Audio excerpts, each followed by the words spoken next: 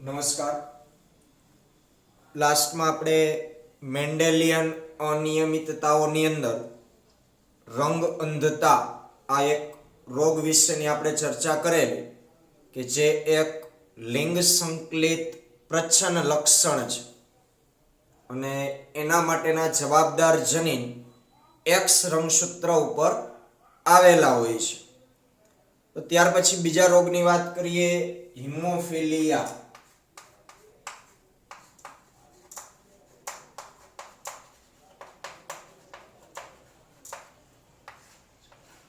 આ હિમોફિલિયા જે છે એ પણ રંગ અંધતાની જેમ જ લિંગ સંકલિત પ્રચ્છન્ન લક્ષણ છે. લિંગ સંકલિત પ્રચ્છન્ન લક્ષણ એટલે રંગ અંધતાની જેમ જ છે.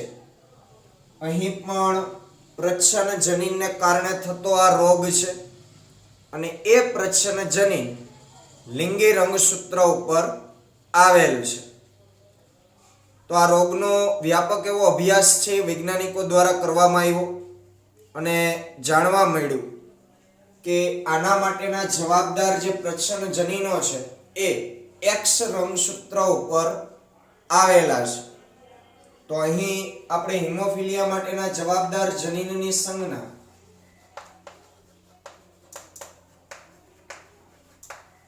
H તરીકે લેશું, હિમોફિલિયાનો H. પછી એમાં પ્રભાવી કેપિટલ H અને પ્રચ્છન્ન સ્મોલ h.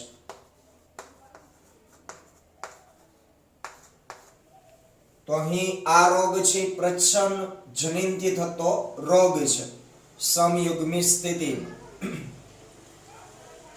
આ જનીનો ક્યાં આવેલા છે? એક્સ રંગસૂત્ર ઉપર.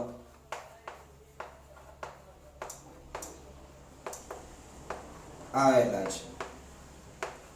હવે આ રોગ વિશે થોડીક ચર્ચા કરી લઈ. તો હિમોફિલિયા જે રોગ છે એ એક રુધિર સંબંધિત રોગ છે. એટલે કે રુધિર ગંઠાવાની જે ક્રિયા હોય, આપણે 11મા ધોરણમાં ભણી ગયા છે, રુધિરની જમાવટ. તો આ રોગ રુધિર ગંઠાવવાની ક્રિયા સંબંધિત રોગ છે. એટલે કે હિમોફિલિયા થયેલ જે વ્યક્તિ હશે એ વ્યક્તિમાં કોઈ પણ નાનકડો એવો ઘા લાગે, ઈજા થશે, તો પણ એનું રુધિર છે એ બંધ થતું નથી, અટકી નથી જતું વહેવા માટે. એનું કારણ એ છે કે અહીં કોઈ એક એકલ પ્રોટીન છે એ અસરગ્રસ્ત થાય છે. સામાન્ય રીતે આપણે જાણીએ છીએ કે ફાઇબ્રિનોજન જે પ્રોટીન હોય એ રુધિર ગંઠાવા માટે અતિ મહત્વનું છે.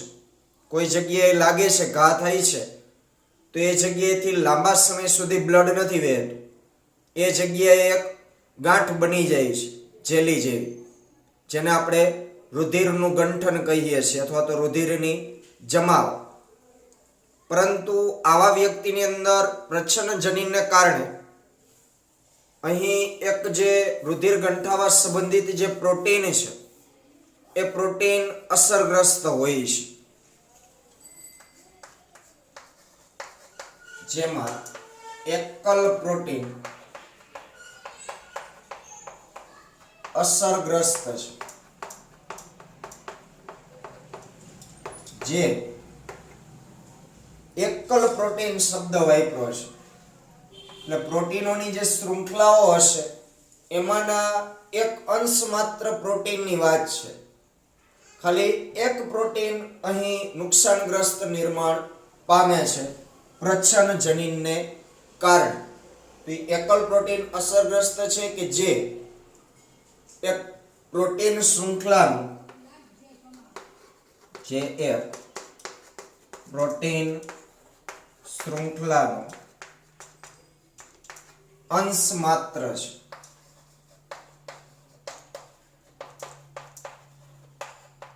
તો એ પ્રોટીનની ખામીને કારણે આવા વ્યક્તિના શરીરમાં નાનો એવો ઘા પડવાથી પણ રુધિર વહેતું છે બંધ થતું નથી. તો હવે આ રોગ છે એ એક્સ રંગસૂત્ર ઉપર આવેલ પ્રચ્છન્ન જનીનને કારણે થાય છે. તો નરમાં એક એક્સ રંગસૂત્ર આવેલું હોય અને માદામાં બે એક્સ રંગસૂત્ર આવેલા હોય. તો આપણે રંગ અંધતા વખતે જે ઓપ્શનો વિચારેલા એ રીતે અહીં પણ આપણે એને સમજીએ. તો નરમાં ફક્ત એક જ એક્સ રંગસૂત્ર અને માદામાં બે એક્સ રંગસૂત્ર આવેલા હોવાથી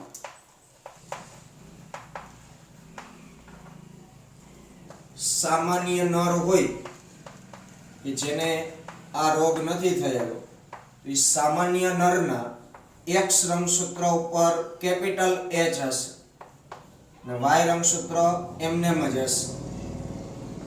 અસરગ્રસ્ત નર હશે, જેમ આપણે ત્યાં રંગ અંધ નર લખતા હતા, અહીં આપણે હિમોફિલિક નર આવો શબ્દ લખશું. હિમોફિલિક એટલે અસરગ્રસ્ત, રોગિષ્ટ. તો એના નરમાં એક્સ ઉપર સ્મોલ એચ હશે અને વાય. માદામાં એ રીતે વિચારીએ તો જે સામાન્ય માદા હોય, સામાન્ય માદામાં બંને એક્સ ઉપર કેપિટલ એચ ની હાજરી હશે. હિમોફિલિક માદા હશે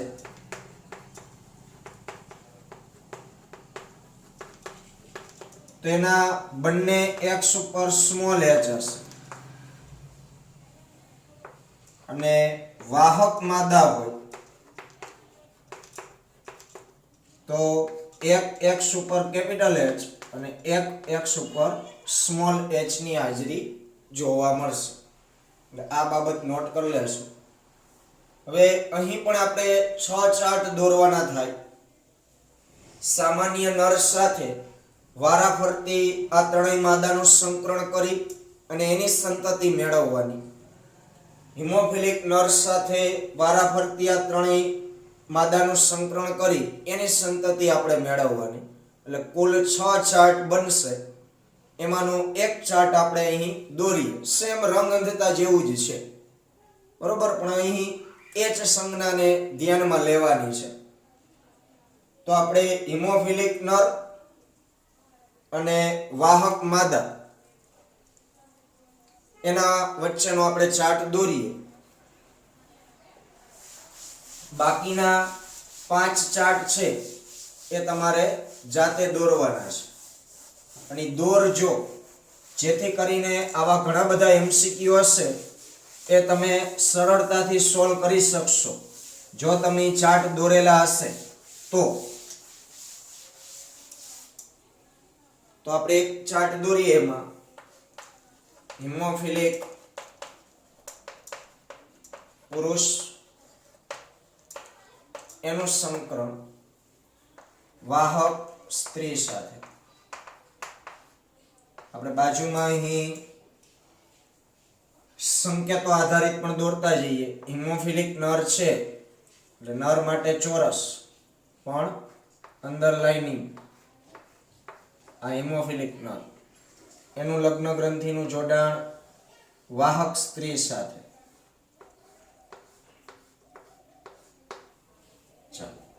હવે હિમોફિલિક પુરુષ છે તો એના એક્સ ઉપર સ્મોલ એચ છે અને વાય હશે. આ આપણી પિતૃ પેઢી. વાહક સ્ત્રી છે તો એના એક એક્સ ઉપર કેપિટલ એચ હશે, એક એક્સ ઉપર સ્મોલ એચ હશે. આમના દ્વારા જે જન્યુ બનશે તો એક શુક્રકોષની અંદર X આવશે કે જેમાં સ્મોલ h છે અને એક શુક્રકોષની અંદર Y આવશે.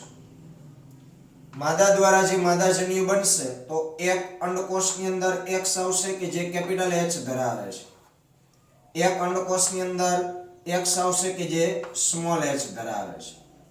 વારાફરતી એનું સંકરણ કરીએ તો પ્રથમ આ નરજન્યુ લઈએ, એનું સંકરણ આ અંડકોષ સાથે, તો અહીં શુક્રકોષ તરફથી જે X મળશે એમાં સ્મોલ h હશે, અંડકોષ તરફથી જે X મળે છે એમાં કેપિટલ H હશે.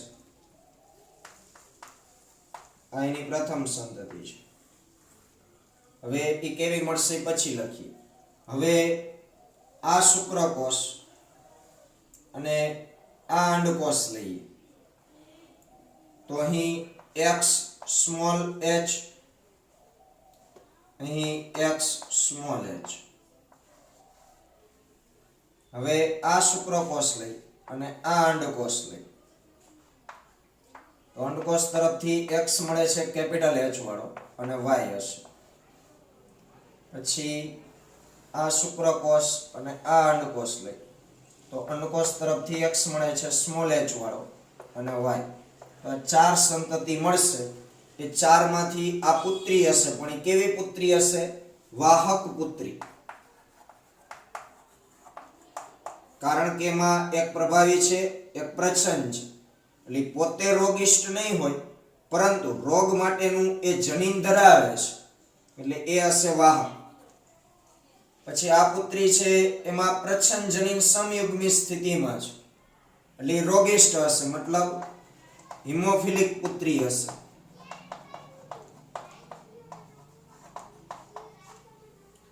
આ જે પુત્ર છે એના X ઉપર કેપિટલ H છે, પ્રભાવ, એટલે સામાન્ય પુત્ર હશે. આ પુત્રના X ઉપર સ્મોલ h છે, એટલે હિમોફિલિક પુત્ર હશે. રંગ અંધતા જેવું જ મળે આપણે સેમ. તો એની ચાર સંતતિ આપણે અહીં બતાવીએ ચાર્ટમાં, ડાબીથી જમણી બાજુ. તો પહેલી સંતતિ પુત્રી છે એ વાહક પુત્રી છે, બીજી સંતતિ છે એ હિમોફિલિક પુત્રી છે, ત્રીજી સંતતિ જે પુત્ર છે એ સામાન્ય છે એટલે એમ નામ રાખશું, ચોથી સંતતિ પુત્ર છે જે હિમોફિલિક છે. તો અહીં કુલ સંતતિ જે છે એ 4 છે અને 4 બરાબર આપણે 100% લઈએ તો એમાંથી કેટલી સંતતિ હિમોફિલિક છે? તો એમાંથી હિમોફિલિક સંતતિ 50% થશે. સંતતિ શબ્દ છે એટલા માટે. પછી કેટલી સામાન્ય થશે?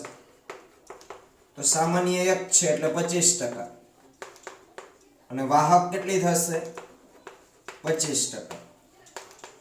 રંગઅંધતામાં પણ મેં સમજાવ્યું હતું કે ખાલી પુત્રી કીધું હોય કે હિમોફિલિક પુરુષ અને વાહક સ્ત્રીમાં એમની કેટલી પુત્રી હિમોફિલિક હશે, તો 2 પુત્રી બરાબર 100%, તો 1 પુત્રી હિમોફિલિક છે એટલે 50% પુત્રી હિમોફિલિક, 50% પુત્રી વાહક. એવી રીતના પુત્રનો ઉલ્લેખ કર્યો હોય તો 2 પુત્ર બરાબર 100%, એમાં 1 પુત્ર હિમોફિલિક એટલે 50% પુત્ર હિમોફિલિક, 50% પુત્ર સામાન્ય. રેડી? એટલે એક ચાર્ટ થયો. આવા બાકીના 5 ચાર્ટ એ તમારે જાતે દોરી અને રાખવાના છે, જેથી કરીને MCQ સોલ્વ કરવામાં તમને સરળતા રહે. રેડી? ચાલો, અહીં પણ વાહક સ્ત્રી હશે તો નર સંતતિ છે એ હિમોફિલિક બનવાની સંભાવના રહેલી છે, કારણ કે નરમાં X રંગસૂત્ર ક્યાંથી મળે? માદા તરફથી, અંડકોષના માધ્યમથી.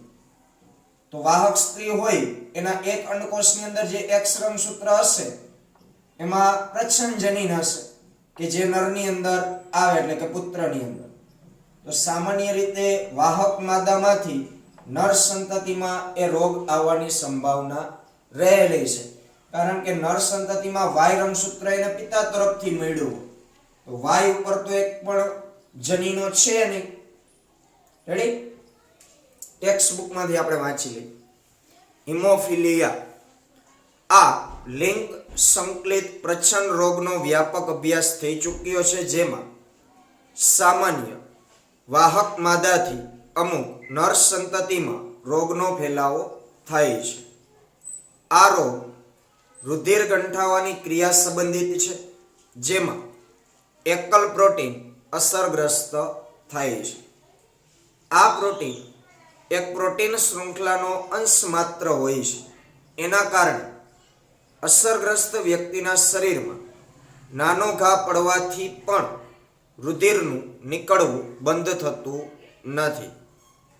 વિષમયુગ્મી માદા એટલે કે વાહક દ્વારા આ હિમોફિલિયા રોગ પુત્રોમાં વહન પામે છે. માદાની રોગગ્રસ્ત હોવાની સંભાવના નહિવત હોય છે, કારણ કે આ પ્રકારની માદાની માતા વાહક અને પિતા હિમોફિલિક હોવા જરૂરી છે. એટલે કે પુત્રી છે એ રોગિષ્ટ ક્યારે બને કે જ્યારે એના પિતા હિમોફિલિક હોય અને એની માતા વાહક હોય, તો જ પુત્રી છે એ હિમોફિલિક પ્રાપ્ત થઈ શકે. જે વધુ ઉંમર સુધી જીવિત નથી રહેતા.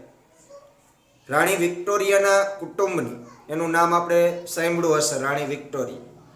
તો એ રાણી વિક્ટોરિયાના કુટુંબની વંશાવળી આવા અનેક હિમોફિલિક વારસો ધરાવતા સંતાનો દર્શાવે છે. શું કામ? તો કારણ કે રાણી છે એ આ રોગના વાહક હતા. ચાલો, તો અહીં વાત થઈ હિમોફિલિયા વિશેની, બરોબર? એટલે રંગ અંધતા અને હિમોફિલિયા બંનેમાં સેમ વારસાગત રોગ આવશે. ત્યાર પછીનો રોગ છે સિકલ સેલ એનિમિયા. એ આપણે આવતા લેક્ચરમાં ચર્ચા કરીશું.